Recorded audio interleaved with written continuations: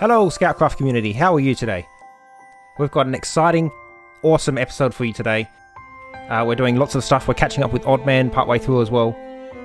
It's going to be a ton of fun, and I hope you enjoy. I started off with mining some logs near my base because we need it for our shop to stock it up. And that took maybe an hour or so, but I've cut it down to just a few seconds here for you because it's pretty repetitive and you don't need to see that. Next, we moved on to the shopping district to actually stock up our shop, and I noticed that Madzafire has actually started making the drastic changes that he'd planned and that we'd been discussing a little bit in the Scout chat for a while. As you can see, the whole area has been greened up. This used to be a mushroom biome, as you can see sort of on the edges there, and most of the pathways have been put down as well. I did notice there were some gaps and some obvious areas where it's been broken down and not finished and not placed. He must have run out of time. So I took it upon myself to mark out where the roads could go and help him along, do the tiny bit that I can. I found out later, I think OddManMC and Vloop also assisted him with the design of this, and the trees were based on something that OddManMC had built. The custom trees that you see there.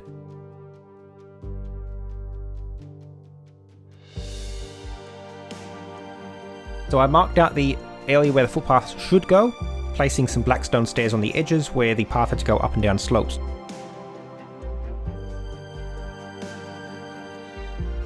And went down a bit lower to match the height, the lower height of where the entrance is to Plastic Scott's Shirkle shop, which sells limited edition shulker boxes. And I think it was the next day I caught up with Madzafire and he'd had a chance to then finish off the pathways. So now we've got a shopping district that's very, very green, very, very modern looking. The transformation is just amazing. Madzafire, Oddman, Vloop, anyone else who's worked on this, you've done an amazing job. This looks awesome. A few days after that, I was playing on the server again, and I noticed that OddManMC was online. I've seen it on his episodes, but I haven't actually been to his base, so I had a bit of trouble trying to find it. I actually landed on Newmark's base first. This is pretty cool. Newmark does some awesome stuff. Look at this. Newmark's base looks amazing. I love his unique style to the architecture, how he's built things. He's got a colour palette that he's stuck with that you don't see many people using, and he's made it work really, really well, and it really shines. Which actually has, I'll show you this. This is where the opening doors. He's got a bit of redstone in here, so if we go in here, and we go in through here, the windows are closed, but we can open up all the windows and let the light in. Or we can close it back up again. Which is pretty cool. He's got something to be proud of here. I left trying to continue to find Oddman's base, and I've came across this. Oh, this is interesting. Look at this. So we've got a ravine here, and because this is generated right above the ravine, you've got sandstone going all the way down there to build that. That's a bit derpy. Look at that. Goes right down to the bottom of the ravine. Interesting. I wonder if someone's got into this already. They probably have. Let's have a look. Yeah, someone's already been in there. Fair enough. Eventually, however, we found OddManMC's base. Ah, here we are. Look at this. This is his dwarven build he's building. Looks amazing. Oh, when it actually loads in. Building this into the mountain looks absolutely amazing. Look at that. He seems to have quite an obsession with wandering traders, apparently. And shortly after, we found the Oddman himself.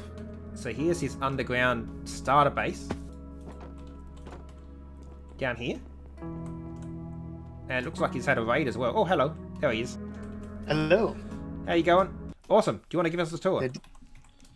I sure can. So, awesome. This is Oddman, the amazing legendary builder.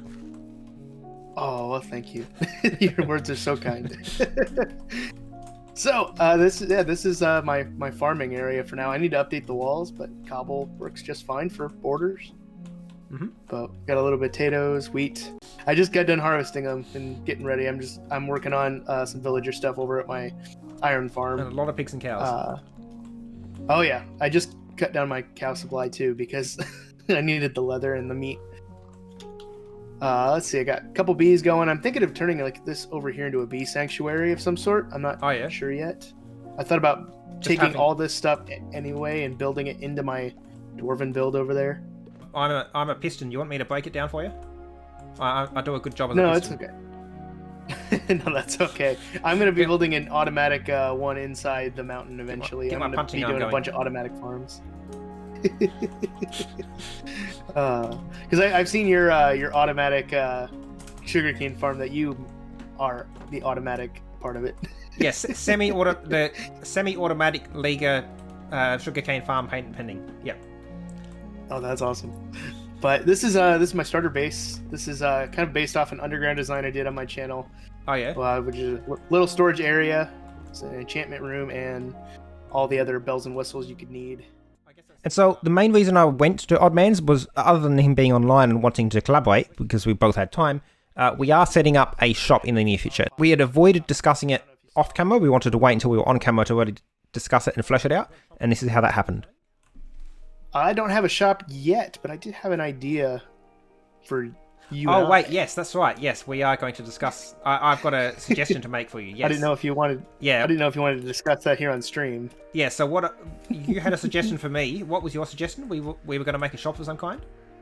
Yes, I want to do a dye shop. I think that would be really good for the rest of the people on the server. I think we could definitely get a lot of business with a dye shop. Yeah, fair enough. Awesome. And yeah, I'm happy to go in business with you. That sounds good. So That'd be perfect. Because a lot of things that I want to do will require dye. So yeah, I want to make a dye farm and that kind of thing as well. Now, I also wanted to challenge OddManMC. I have a challenge for you actually as well. Oh, really? I was going to talk to you about. So I was thinking, I'm from Australia, right? Yes. And you're from the US. I was thinking of suggesting that you try to make an episode themed around Australia. What do you think about that? Oh. So whatever that means to you, whatever you want to make that mean, you need to make an episode where the entire theme of that episode is Australia. I can do that. I think that sounds fun. Awesome. I want to see what you come up with. So then, in turn, you can make an episode based around the US then. Scout challenges, yay!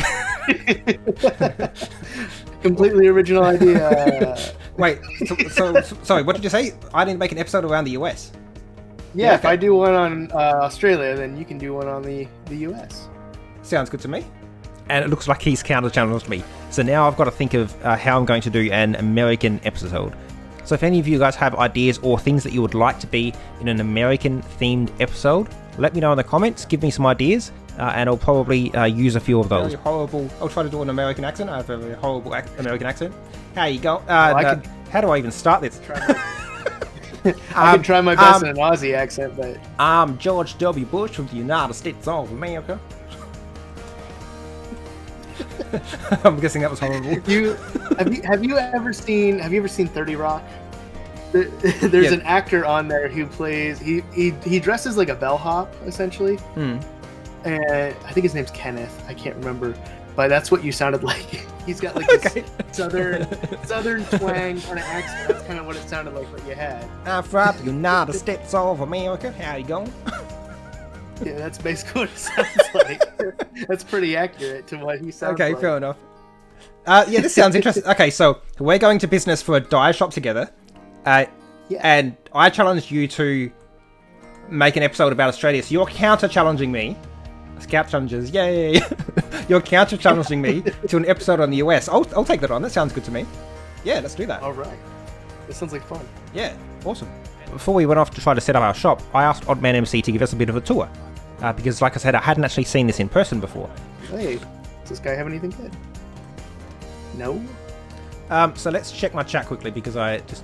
So, Petrol Pirate says, I hear a wandering trader. What wandering trader?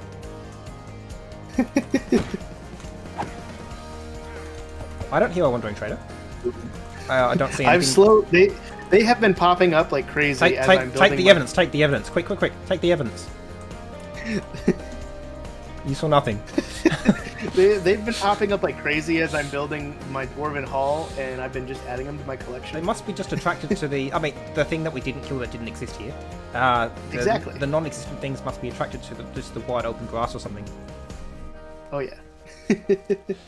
Something like that. But yeah, and then to finish out the tour, this is my Dwarven Hall that I've started. I really like how the barrels are used to really bring out the front of the base. It's something I didn't notice when I was walking up. It was very subtle, but it does fit really well. And this is maybe a good design idea for you to try. It just adds so much detail to it. I love that. Yeah, that's pretty much it. That's my base. I haven't done a whole lot minus all this. It's been a lot of off-camera work and time lapses. So do you have in mind, so talking about the dye shop then, that we're planning to set up, Yeah. do you have in mind a place where we can make a dye farm? I do not. I've been looking for one. So we decided to go and look for a flower forest because neither of us knew where one was. It took us a while, but eventually OddMan discovered one. Do you want to try and look for one? This is the second abandoned village that we've found on this server. Loop had one near his base. This is another one. I thought these were meant to be rare. Oh, wait. Oh, I found one. Haha. Oh, you found it? Oh, I just found an igloo as well. I just found a flower forest. The flowers of the flower hills should always respawn in the same location. Yes, you do remember correctly, Ancients. Yes, that is correct. So if we work out what flower types spawn where, we can find a good cross-section that has all the flower types we need. Oh, did you make this planks tower? I did. So that way it'd be easier to see. Oh, we've got some hives here as well. Can I take these beehives later? Because I don't actually have any yet. And it turns out that being a flower forest also has some bee nests, which I don't have yet. So I thought I may as well grab them. Why not? I don't know much about bee nests, but I'd like to just learn. For this season, however, Madsify has just launched a bee shop and honey shop, so I've got more than enough of what I need without even needing to follow up on this. But I do want the bee nests just to experiment and play around and just dabble with the idea and that concept. Because it's a feature that was added in 1.15. It's just the last update, and yet I don't know much about it. Okay, so what we want to do then is we want to work out what the best cross-section is. And then Vloop, our local Brazilian, decided in the stream chat to have a stab at us Aussies. And it used to be nice before the Aussies arrived, now it's just a mess. Wow, Vloop! Wow! Wow! I am so very not offended. You're absolutely correct. I know everything's upside down now to accommodate. Yeah, well, it's either we flip our footage or you flip your footage, and since we're the minority, we made you flip your footage. That's how and it now works. you've got to record upside down, and then you've got to edit and flip it in editing, and before you post on YouTube, otherwise people complain. But that means not us just that. Aussies... My whole setup's upside down. My screen, my chair. I'm hanging from the ceiling. Well, some of us have got to make sacrifices, not the Aussies.